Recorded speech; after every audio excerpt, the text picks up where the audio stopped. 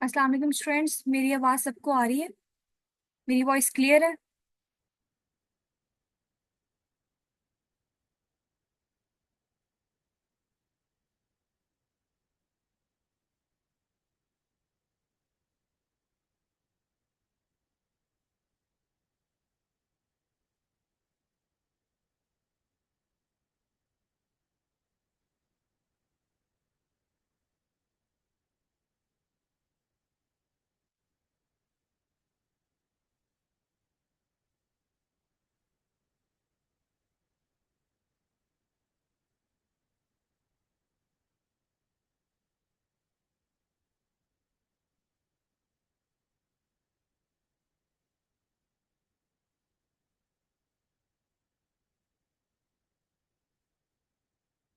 अच्छा जी।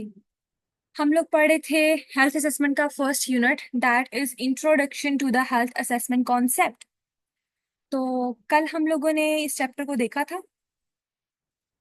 कुछ पोर्शन रह गया था, कुछ छोटे छोटे टॉपिक्स थे कंटेंट के अकॉर्डिंग जो हमारे कवर करने वाले रह गए थे।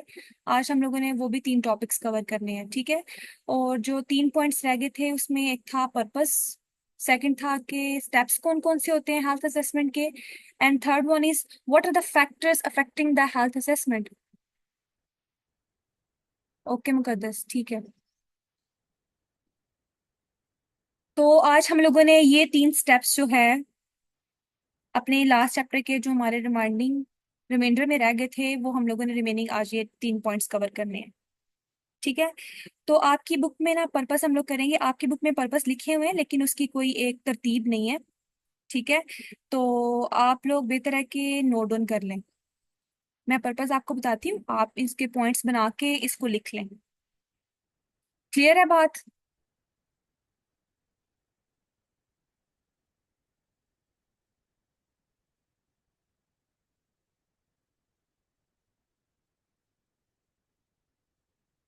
ओके।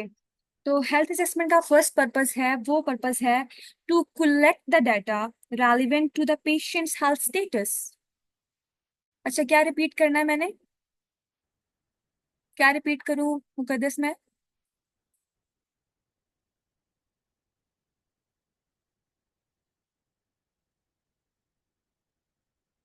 अच्छा, लेक्चर के शुरू में मैंने बस ये बताया था कि हम लोग introduction to the health assessment concept पढ़ रहे हैं। तो उसका कल काफी पोर्शन हम लोगों ने कंप्लीट कर लिया था, तो आज उसकी कोई 3 टॉपिक्स थे जो छोटे छोटे हैं वो हमारे रह गए हैं। तो वो टॉपिक्स भी आज हम लोग करेंगे और फिर इंशाल्लाह अपना नेक्स्ट चैप्टर भी स्टार्ट करेंगे इसके साथ साथ, ठीक है। तो जो 3 टॉपिक्स रह गए थे हमारे, वो एक तो था पर्पस ऑफ हेल्थ असेसमेंट, फिर कौन कौन से स्टेप्स हैं फॉर द हेल्थ असेसमेंट, और third one is what are the factors that affecting the health assessment. तो ये 3 पॉइंट्स हम लोगों ने आज कवर करने हैं फर्स्ट चैप्टर के, उसके बाद हमारा फर्स्ट चैप्टर जो है वो कंप्लीट हो जाएगा। क्लियर है अब?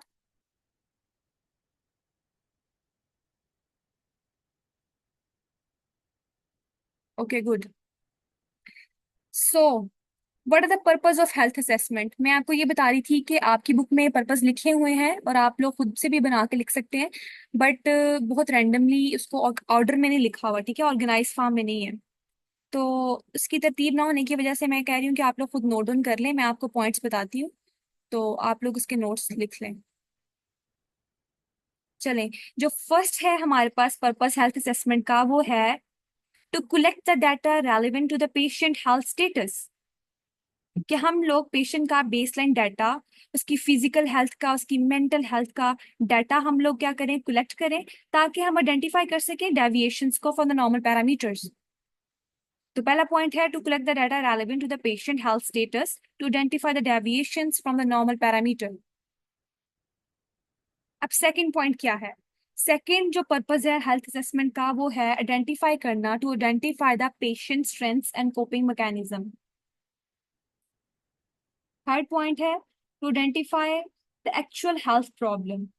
जब आप किसी भी क्लाइंट के हेल्थ असेसमेंट के थ्रू किसी भी क्लाइंट की एक्चुअल जो हेल्थ प्रॉब्लम होती है, जो एग्जिस्ट कर रही होती है, आप उसको आइडेंटिफाई कर सकते हो।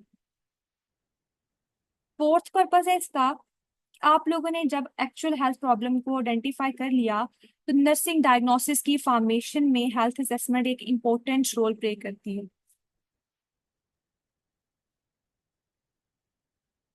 अच्छा, कौन सा पॉइंट आपका रह गया वो मुझे बता दें, मैं रिपीट कर देती हूँ उसे।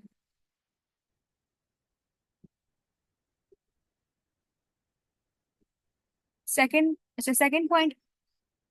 सेकंड पॉइंट है to identify the patient strengths and coping mechanisms, कि हम लोग पेशेंट की स्ट्रेंथ और उसके कोपिंग मैकेनिज्म्स को आइडेंटिफाई कर सकते हैं। मिसाल के तौर पे कि एक मरीज है, उसकी ना एम्पुटेशन होनी है। अब एम्पुटेशन को लेके वो फोबिक भी है, लेकिन आपको पता है कि उसको आप बताते हो कि रिहैब के जरिए आप ऐसे ऑर्थोटिक डिवाइसेस को यूज कर सकते हो। आप उसको ये सारी चीजें बताओगे, ठीक है, आपको पता लगेगा एक तो पेशेंट की कोपिंग मैकेनिज्म के बारे में, और दूसरा आप उसकी स्ट्रेंथ के बारे में बात जान सकोगे, उसके बारे में आपको पता चल जाएगा। दूसरा पॉइंट हो गया। अब थर्ड पॉइंट लिखिए, identify the actual health problem, कि क्लाइंट का जो एक्चुअल हेल्थ कंसर्न है आप उसको आइडेंटिफाई कर सकते हो थ्रू द हेल्थ असेसमेंट।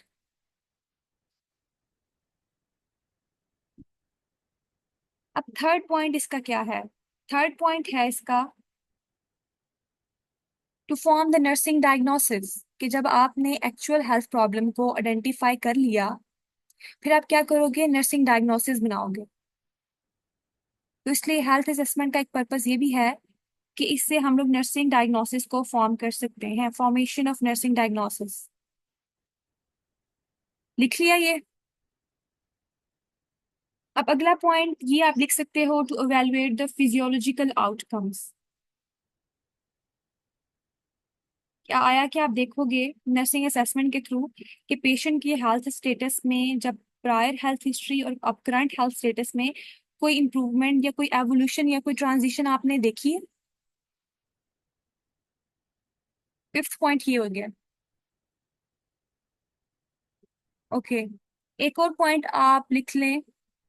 अच्छा, रिपीट कर रही हूँ मैं इसे, to evaluate the physiological outcome, to evaluate the physiological outcome. Okay, उसके बाद आप लिख सकते हो कि आप उन फैक्टर्स को मार्क कर सकते हो that are related to the risk factors. आप उन फैक्टर्स को आइडेंटिफाई करोगे जो कि किसी भी डिजीज को लेके रिस्क फैक्टर्स हैं, ठीक है। तो इसके अलावा भी काफी पॉइंट्स आप लोग लिख सकते हैं, बट ये जो मैंने आपको चार पांच पॉइंट लिखाए हैं, ये आप इसको तरतीब से लिख लो। तो ये इंपॉर्टेंट, आपका जो करिकुलम का फर्स्ट क्वेश्चन है ना, चैप्टर वन का फर्स्ट क्वेश्चन है नीड का, जो उसने पूछा हुआ है, आप उसमें ये आंसर लिख सकते हो। रिपीट करने की जरूरत तो नहीं है, आगे चले।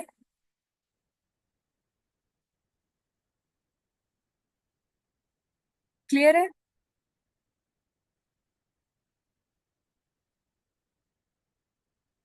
Okay good. ये हमारा हो गया कि पर्पस क्या है हेल्थ असेसमेंट का। अब हम लोगों ने देखने हैं what are the steps of health assessment, कि हेल्थ असेसमेंट के लिए कौन कौन से स्टेप्स होते हैं, ठीक है। अब इसके स्टेप्स ना उन्होंने एक बताया कि चार मेजर सब्जेक्ट सॉरी स्टेप्स हैं हेल्थ असेसमेंट के लिए। First one is collection of subjective data, collection of objective data, third point is validation of data, and fourth and last point is documentation of data. These are the four steps of health assessment. अब हम इन्हें ना अलग अलग से देखेंगे। अब अपने हेल्थ हेल्थ असेसमेंट करनी है ना, तो उससे पहले आपने ना प्रिपेयर करना है खुद को कि आप लोग हेल्थ असेसमेंट के लिए जा रहे हैं, तो कैसे खुद को इक्विप करना है हेल्थ असेसमेंट से पहले। तो हेल्थ असेसमेंट से पहले आप क्या करेंगे कि आप ना बेहतर है कि पेशेंट का मेडिकल रिकॉर्ड रिव्यू कर लें, ठीक है। ये पैराग्राफ में थर्ड लाइन लिखी हुई है, it's helpful to review the client's medical record if available. जब आपने पेशेंट का मेडिकल रिकॉर्ड रिव्यू कर लिया ना, फिर आपको डेमोग्राफिक डाटा का पता लग जाएगा। डेमोग्राफिक डाटा क्या होता है, पेशेंट की एज, उसका जेंडर, उसका रिलीजन, उसका कोई भी सोशो इकोनॉमिक स्टेटस, आपको इसका ना एक बेसलाइन डेवलप हो जाएगी, ठीक है। इसके पॉइंट्स बनाते जाओ आप। अब सेकंड पॉइंट क्या है कि जब आप मेडिकल रिकॉर्ड देखते हो तो आपको पता लगता है पेशेंट की एक्टिविटी ऑफ डेली लिविंग के बारे में, उसकी प्रेजेंट इलनेसेस के बारे में, ठीक है। इस सारी चीजों के बारे में आपको पता लगता है। उसके प्रीवियस बिहेवियर्स के बारे में, उसकी करंट हेल्थ स्टेटस के बारे में। लेकिन ना एक बात आपने हमेशा अपने जो है दिमाग में रखनी है कि जो आप लोग किसी भी क्लाइंट का एक रिव्यू ले रहे हो ना मेडिकल रिकॉर्ड का, उसके हेल्थ असेसमेंट से पहले, उसको लेके आपने ना प्री मेच्योर जजमेंट्स नहीं बनानी। ठीक है। अगर आप लोग प्री मेच्योर जजमेंट्स बनाओगे ना, इससे आपकी एबिलिटी अफेक्ट होगी एक्यूरेट डाटा कलेक्ट करने की, फिर आप बाइस्ड हो जाओगे। ठीक है। तो आपने ना प्री मेच्योर जजमेंट्स नहीं बनानी क्लाइंट का जब भी आप लोग प्रिपेयर कर रहे हो खुद को असेसमेंट के लिए। So you should avoid to make premature judgements. और आप आगे जो थर्ड पॉइंट है, आप इसको इस तरह हाईलाइट कर लो कि आपने वो इक्विपमेंट्स या अपरेटस को लेना है जो कि आपकी हेल्थ असेसमेंट की परफॉर्मेंस के लिए ज़रूरी है। जैसे आप स्टेथोस्कोप हो गया, थर्मामीटर हो गया, आपके नोट पैड्स हो गए, ओटोस्कोप हो गया, ये सारी चीज़ें आपने कलेक्ट कर लेनी है।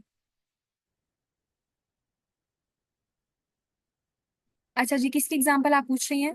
मुकद्दस, किस चीज़ की एग्जांपल आप पूछ रही हैं, रिपीट करूं मैं? अच्छा, premature judgements. Premature judgement का मतलब होता है कि मिसाल के तौर पे अक्सर ये होता है कि हम लोग हेल्थ सेटिंग में जाते हैं। हम लोगों ने ना एक कल्चर को लेके अपना एक माइंड बनाया हुआ है कि जैसे पठान है, अब इसकी मिसाल मैं ले रही हूँ, आप जेनेरिक सी, कि हम लोग कहते हैं कि जो पठान जो पेशेंट है ना, इनका बिहेवियर स्पेसिफिकली इस नेचर का ही होगा। तो हम लोगों ने ना ये कल्चर बेस पे, रेस बेस पे, ये किसी बेस पे कोई प्री मेच्योर जजमेंट्स नहीं बनाने। अगर आप प्री मेच्योर जजमेंट्स बनाओगे ना, तो आपकी डाटा एक्यूरेट डाटा कलेक्शन की एबिलिटीज अफेक्ट होंगी। आप एक अच्छा पे डायग्नोस या क्लिनिकल जजमेंट नहीं बना सकोगे। अब क्लियर है? Okay, good. सो हमने प्रिपेयर कर लिया असेसमेंट के लिए खुद को। अब उसका फर्स्ट स्टेप था, वो था कलेक्शन ऑफ सब्जेक्टिव डाटा। अब सब्जेक्टिव डाटा क्या होता है? The data that is elicited or verified by the client is called subjective data। वो डाटा जो कि उस पे वो पर्सन बता रहा है जो कि किसी भी चीज को एक्सपीरियंस कर रहा है, जो पेशेंट आपको खुद बताएगा, वो होता है सब्जेक्टिव डाटा। उसमें पेशेंट की क्या आ सकती है, पेशेंट की पर्सनल फीलिंग्स आ सकती हैं। वो बताता है कि मेरे परसेप्शंस ये हैं, उसकी डिजायर्स का पता लगता है आपको, उसकी बिलीव्स के बारे में पता लगता है। ठीक है, ये सारी जो चीजें हाईलाइट हुई हुई हैं, ये सब्जेक्टिव डाटा से आपको पता लगेगी। ठीक है, क्लियर है?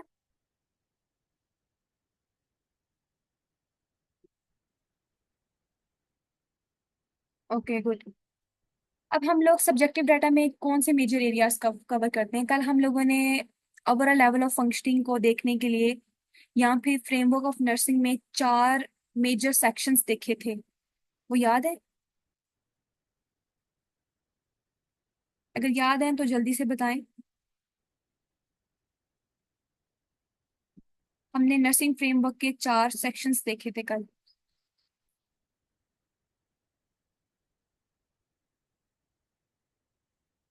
अगर नहीं याद तो फिर भी बताएं। जी बिल्कुल, प्रेजेंट हेल्थ हिस्ट्री, और good personal health history, family history, okay good, very good.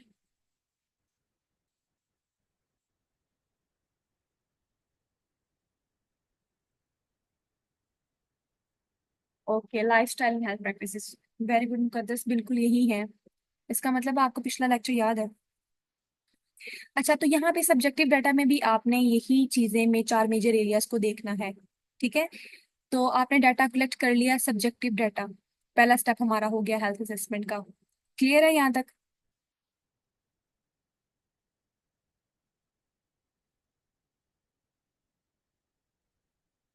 Okay. तो अब सेकंड जो स्टेप है हेल्थ असेसमेंट के लिए, वो है कलेक्टिंग ऑब्जेक्टिव डाटा। और ऑब्जेक्टिव डाटा वो डाटा होता है जिसको हम लोग डायरेक्टली या इनडायरेक्टली मेजर कर रहे होते हैं। ठीक है। अपनी सेंसेस को यूज करते हुए, किसी भी अपरेटस को यूज करते हुए, हम लोग वो डाटा खुद कलेक्ट करते हैं। जो हेल्थ पर्सनल्स होते हैं ना, वो डाटा खुद कलेक्ट करते हैं। अब इसमें क्या क्या चीजें हो सकती हैं? फिजिकल करेक्टरिस्टिक्स हो सकती हैं, जैसे स्किन का कलर होगा, पोस्चर होगा। आपने ये सारी चीजें ना इंस्पेक्ट करनी है। स्किन का कलर देखेंगे पेशेंट की, कि वो आया कि अनीमिक है, येलो कलर तो नहीं है। ये सारी चीजें आपने देखना है, उसका पोस्चर देखना है। ठीक है, अब उसके बॉडी फंक्शंस देखोगे वो कैसे, वाइटल साइन चेक करोगे, उसका हार्ट रेट देखोगे, रेस्पिरेटरी रेट चेक करोगे पेशेंट का, अपीयरेंस देखोगे पेशेंट की, बिहेवियर। ये सारी अपीयरेंस और बिहेवियर जो है पेशेंट की मेंटल हेल्थ को बताती हैं। इससे आपको उसकी मेंटल हेल्थ का अंदाजा होगा। इस तरह लेबोरेटरिकल टेस्ट जो हम लोग लैब्स भेजते हैं, प्लेटलेट काउंट है, एक्सरे फाइंडिंग्स हैं, ये सारी चीजें जो हैं ये ऑब्जेक्टिव डाटा में आ जाती हैं। क्लियर है?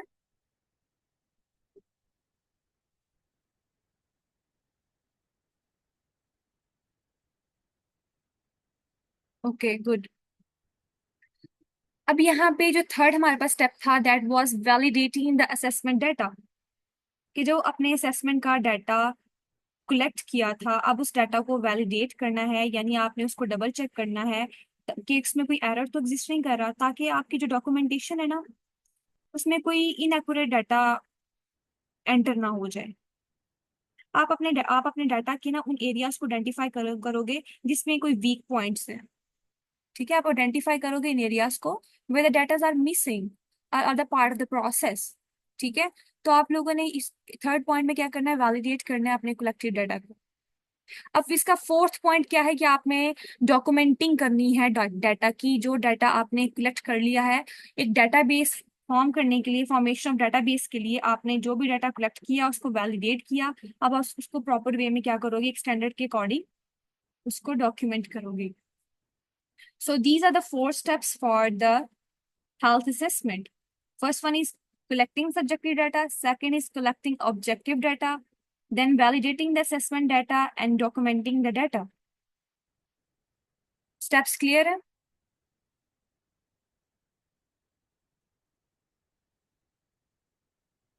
Okay good. कल हम लोगों ने अभी भी सब्जेक्टिव और ऑब्जेक्टिव डाटा की बात की है थी, तो कल भी बात हुई थी सब्जेक्टिव और ऑब्जेक्टिव डाटा की। तो ये टेबल जो है ये मैंने सिर्फ हाईलाइट की है, बात सारी हो चुकी है। तो ये टेबल आपने करना है। ठीक है, ये जो टेबल है ये पेपर पॉइंट ऑफ व्यू से बहुत इंपॉर्टेंट है और ये बहुत अच्छा लिखा हुआ है, तो आपने ये टेबल करना है। ठीक है, इसमें उसने बताया, डिस्क्रिप्शन बताई हुई है कि सब्जेक्टिव डाटा जो है वो वेरीफाइड होता है और लिस्टेड होता है बाय द क्लाइंट, और जो ऑब्जेक्टिव डाटा होता है वो डायरेक्टली या इनडायरेक्टली हम लोग मेजर कर रहे होते हैं। सब्जेक्टिव डाटा की जो सोर्स है वो क्लाइंट या क्लाइंट रिकॉर्ड है या दूसरे हेल्थ प्रोफेशनल्स हैं, जबकि ऑब्जेक्टिव डाटा जो होता है वो हम लोग ऑब्जर्वेशन या फिजिकल एग्जामिनेशन के थ्रू मेजर कर रहे होते हैं। Methods to obtain the data, जो सब्जेक्टिव डाटा है वो हम क्लाइंट का इंटरव्यू करेंगे तो हमें सब्जेक्टिव डाटा मिल जाएगा, उसकी हेल्थ हिस्ट्री से हमें सब्जेक्टिव डाटा मिल जाएगा। लेकिन जो ऑब्जेक्टिव डाटा है वो हम लोग जब फिजिकल एग्जामिनेशन करेंगे, फिजिकल एग्जामिनेशन परफॉर्म करेंगे, तो फिर हमें क्या होगा, सब्जेक्टिव डाटा मिलेगा। जी जी, ठीक है। ओके, और स्किल्स कौन सी चाहिए डाटा के लिए? जो सब्जेक्टिव डाटा है उसमें आपकी कम्युनिकेशन स्किल्स बहुत अच्छी होनी चाहिए, आपकी लिसनिंग स्किल्स अच्छी होनी चाहिए। और जो ऑब्जेक्टिव डाटा के लिए जो कार्डिनल टेक्निक्स या स्किल्स रिक्वायर्ड हैं वो है inspection, palpation, percussion and auscultation. ये हेल्थ असेसमेंट में ना ये चार कार्डिनल टेक्निक्स हैं। आगे थर्ड चैप्टर हमारा जो है ना वो टोटल इन पे बेस्ड है कि कैसे ये क्या है और हम लोगों ने कैसे इनकी डेफिनेशन क्या है और कैसे इनको यूज करना है डिफरेंट सिस्टम्स की इवैल्यूएशन में।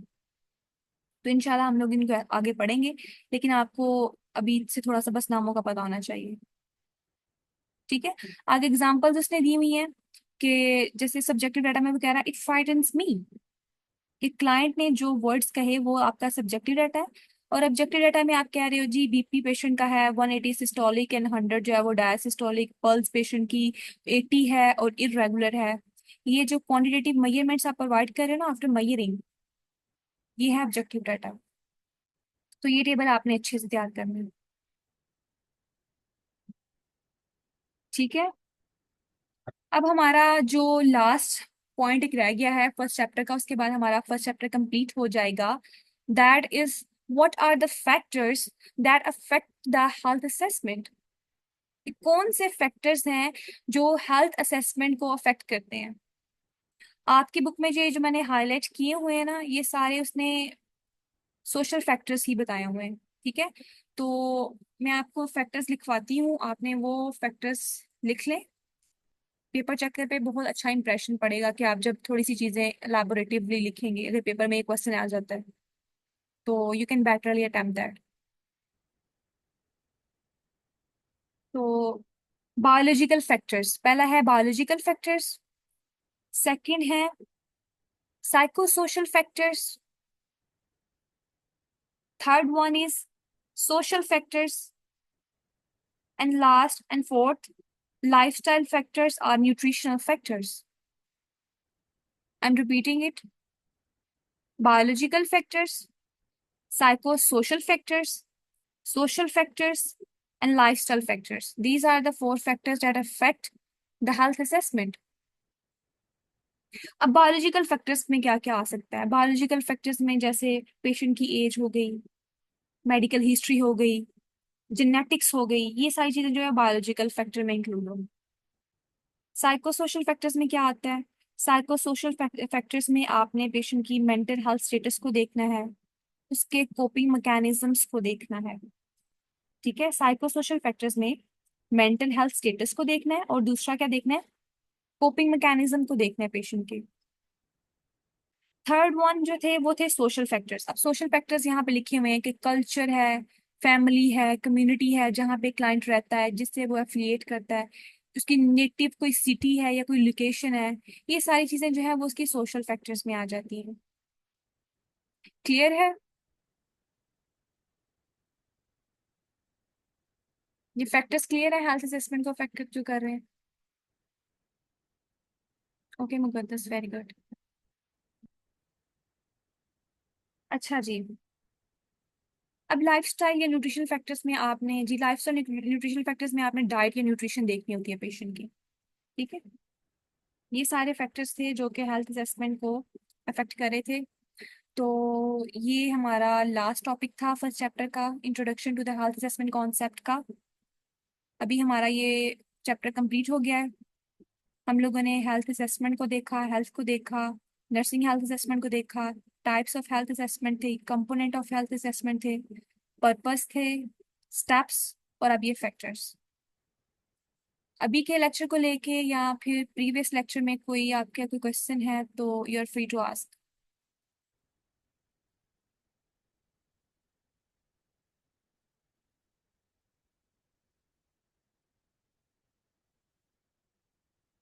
अगर कोई क्वेरी नहीं है तो आगे चले हम लोग।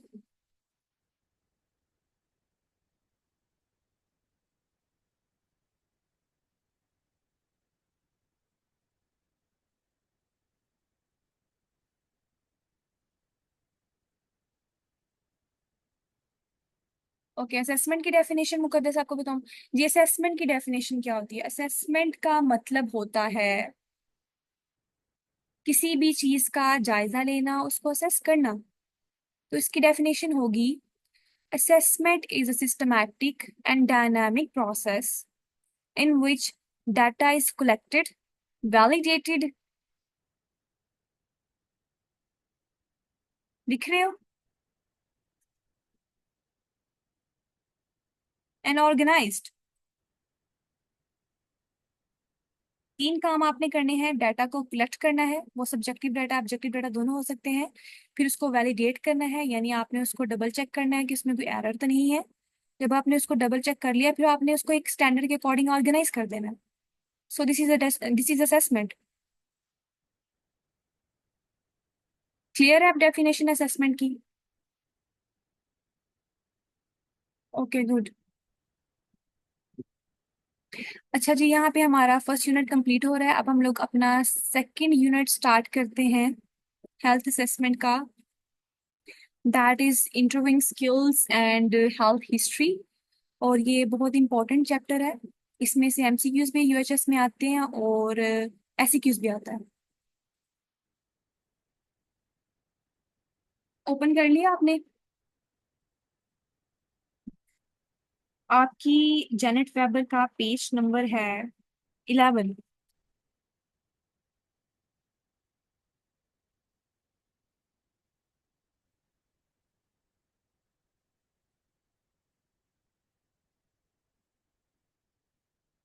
Okay good.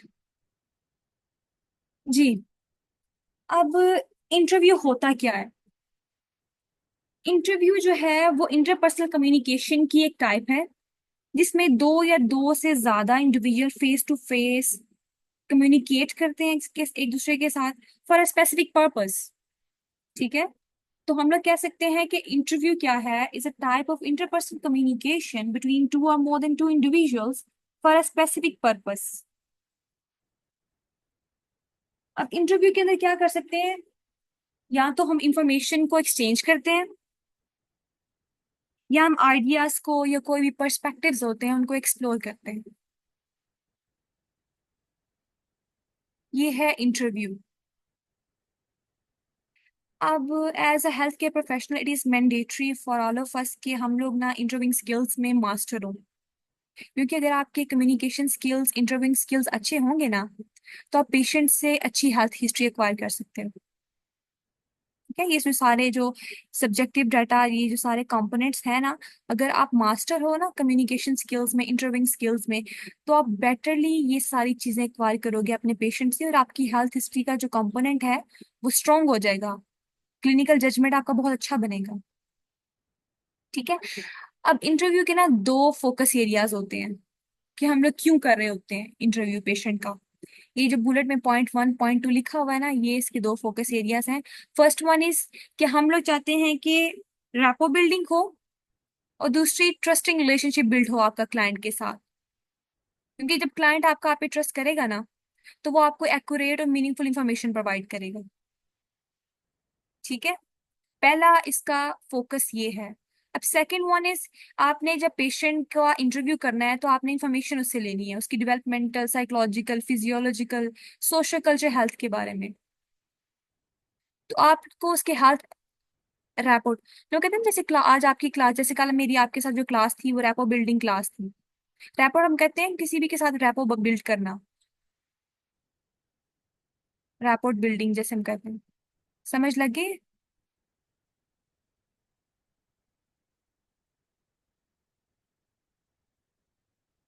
अच्छा, इसको हम करते हैं डिफरेंट एग्जाम्पल के साथ। रैपो बिल्डिंग का मतलब ये है कि जैसे आप किसी इंडिविजुअल के साथ फर्स्टली इंटरेक्ट कर रहे हो। ठीक है। अब आप क्या करोगे, पेशेंट अगर आपके कम्युनिकेशन स्किल्स अच्छे होंगे, तो आप क्या करोगे, उसके साथ कम्युनिकेट करोगे, उसके साथ मैक्सिमम वर्बलाइज करोगे ना, तो वो पेशेंट का ना ट्रस्ट बिल्ड होना शुरू हो जाएगा आप पे। ठीक है। और वो आपके बारे में ना एक मेंटल इमेज क्रिएट करेगा, एक रैपो क्रिएट करेगा। That is establishing the rapport.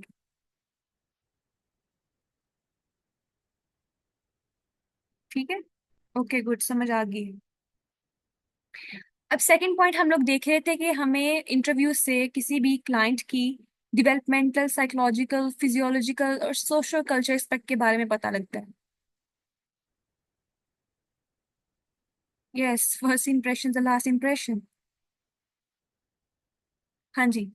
तो हम लोग कह रहे थे कि हम लोग उस इंफॉर्मेशन को लेंगे, और जब इंफॉर्मेशन हमारे पास आ गई ना सारे हेल्थ एस्पेक्ट को लेके, तो हम लोग आइडेंटिफाई कर सकेंगे डेविएशंस को।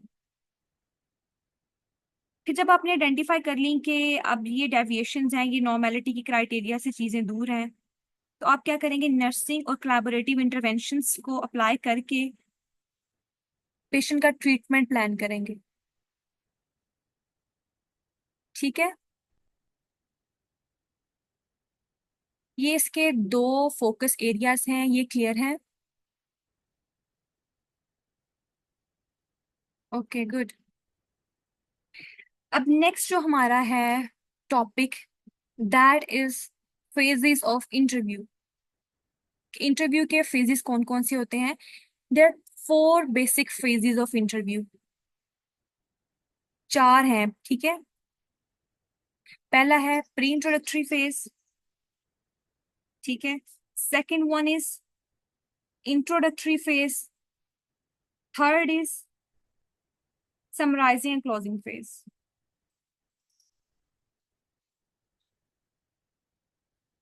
अच्छा, यहाँ पे मेरे पास टाइपिंग मिस्टेक है। 3 बेसिक फेजेस होते हैं इंटरव्यू के, सॉरी। जी जी। वर्किंग फेज, वर्किंग फेज, ये हम लोग अभी इसको अलग अलग से पढ़ते हैं, परेशान नहीं हो। जी जी, तीन बेसिक फेजेस हैं: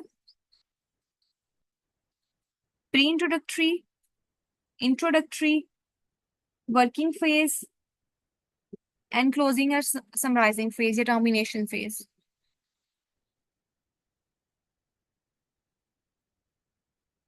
यहाँ पे प्री इंट्रोडक्टरी फेज को उसने नहीं लिखा हुआ, सिर्फ थ्री बेसिक पे इस तरह लिखा हुआ। अब समझ आ गई?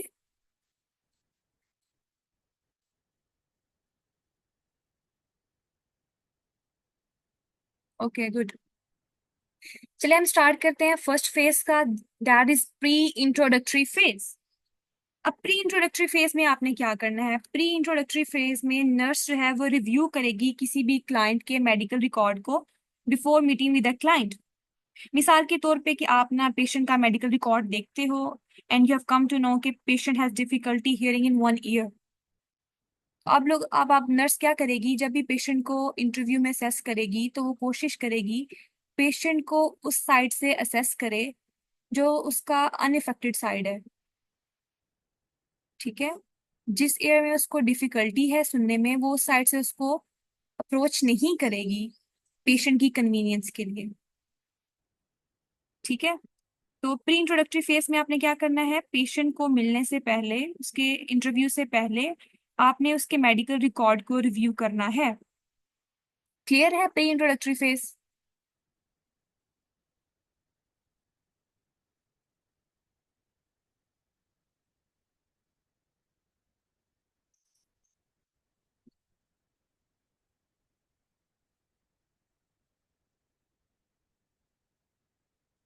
ओके। अब हम लोग नेक्स्ट मूव करते हैं इंट्रोडक्टरी फेज की तरफ कि व्हाट इज।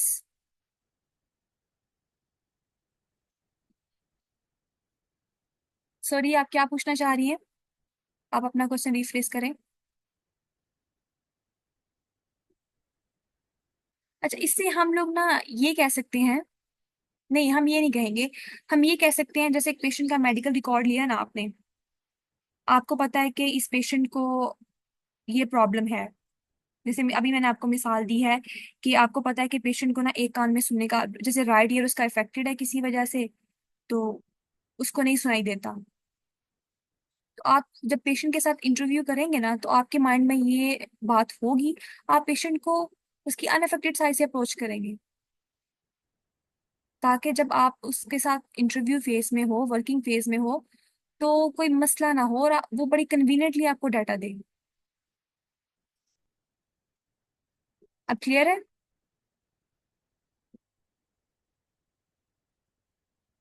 Okay good.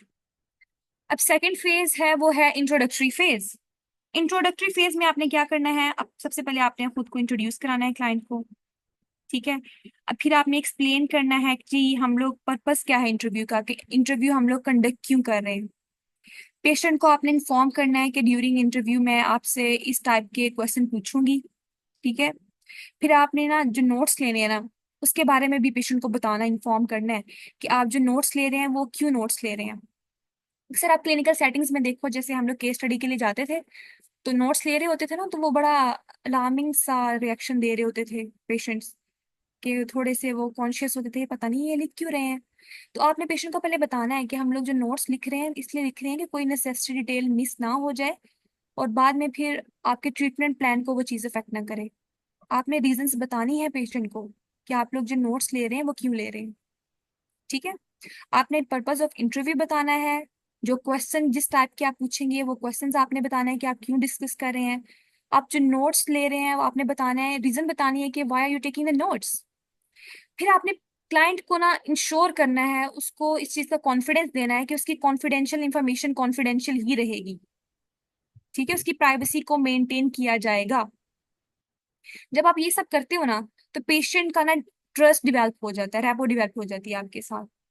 फिर वो आपको अच्छे तरीके से सारी हिस्ट्री प्रोवाइड करेगा। ठीक है? तो इंट्रोडक्टरी फेज में ना नर्स जो है वो बहुत, ये इसमें ये सोचें कि जो नर्स है वो बहुत ज्यादा बोलेगी। ठीक है? मैक्सिमम उसने वर्बलाइज करना है और पेशेंट को हर चीज का रैशनल बताना है। Okay good. जी जी। अब हमारे पास है वर्किंग फेज। अब वर्किंग फेज में हम लोग क्या करेंगे? अब वर्किंग फेज को ना आप लोगों ने ना दिमाग में रखना है कि इसमें आपने मरीज की सुननी है बस। जो पेशेंट कह रहा है ना आपने उसकी बात सुननी है। अब वर्किंग फेज में आप क्या करेंगे? क्लाइंट के कमेंट्स के बारे में आप क्लाइंट के कमेंट्स देखेंगे। आप नर्स क्या करेगी? सुनेगी क्लाइंट के कमेंट्स को, उसके क्यूज को ऑब्जर्व करेगी। ठीक है। और फिर ना क्रिटिकल थिंकिंग स्किल्स को यूज करके वो एक क्लिनिकल जजमेंट की तरफ मूव कर रही होगी कि क्लाइंट क्लाइंट का ना ये प्रॉब्लम है, ये इसकी नीड है, तो अब मुझे इसका ये सोल्यूशन है और इसके साथ मुझे ट्रीटमेंट प्लान के साथ आगे मूव करना होगा। ठीक है। इसमें आपने ना पेशेंट को अपॉर्चुनिटी देनी है कि वो मैक्सिमम वर्बलाइज करे। और जो चार डोमेन्स थी, बार बार देखें वही बात आ रही है कि चार जो डोमेन्स थी, एरिया से फ्रेमवर्क थे नर्सिंग के, वो यहाँ पे आ जाएंगे, जैसे present health concern, past health history, family history. ठीक है। ये सारी चीजें आपको पेशेंट बताएगा और आपने बड़ी तवज्जो के साथ सारी इंफॉर्मेशन को नोट डाउन करना है। ठीक है। पहले प्री इंट्रोडक्टरी फेज में आपने क्या किया था? सिर्फ मेडिकल रिकॉर्ड जो था रिव्यू किया था before meeting with the client. फिर इंट्रोडक्टरी फेज में आपने खुद को इंट्रोड्यूस कराया, पर्पस बताया इंटरव्यू का, साथ भी आपने बताया कि आपकी इंफॉर्मेशन जो है वो कॉन्फिडेंशियल ही रहेगी।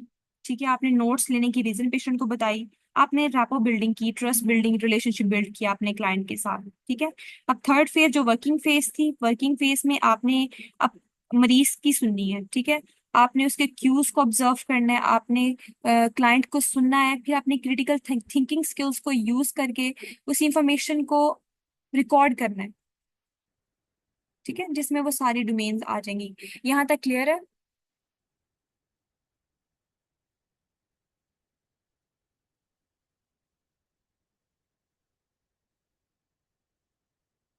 ओके। अभी इस लिंक का टाइम एक्सपायर हो रहा है, तो इसी लिंक को रीज्वाइन करें फिर हम कंटिन्यू करते हैं।